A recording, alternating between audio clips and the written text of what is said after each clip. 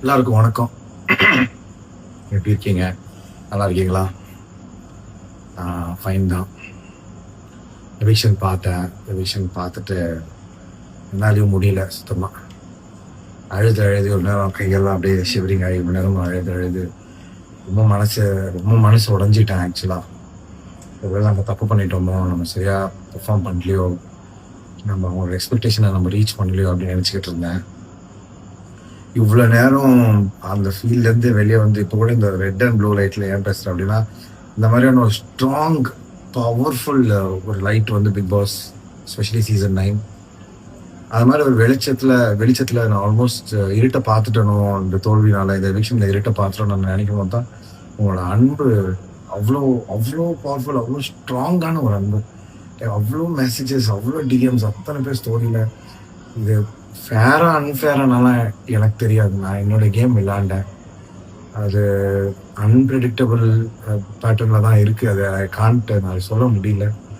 ஆனால் ரொம்ப உடஞ்சி போயிருந்த எண்ணம் வந்து அப்படி தூக்கி விட்டீங்க. அதுக்கு நான் எப்படி நான் ஒரே வார்த்தை தான் சொல்லலாம். காலம் ஃபுல்லாக நான் என்னோட திறமைகளை, என்னோட நடிப்பில் நான் உங்களுக்கு விசுவாசமாகவும் என்னால் எவ்வளோலாம் உங்களை என்டர்டெயின் பண்ண முடியுமோ அவ்வளோலாம் பல மீடியம்ஸில் நான் என்டர்டெயின் பண்ணோம். இது ஒரு முடிவுன்னு நினச்சேன். பட் இது உங்கள் அன்பில் இது வந்து எங்கேயோ போயிட்டுருக்கு. இது ஆனாலும் எனக்கு ரொம்ப கஷ்டமாக இருக்குது. இந்த விஷயம் எனக்கு ரொம்ப அப்படி பெயினாக இருக்குது. அது என்ன எத்தனை நாள் எனக்கு இதை ஜீர்ணிக்கிறது அப்படின்னு எனக்கு தெரியல. பட் ஹவெவர் ரொம்ப நன்றி நீங்கள் என் சப்போர்ட்டுக்கு இருந்ததுக்கு. இந்த நன்றி எப்போவுமே இருக்கும். I love you all. Thank you so much.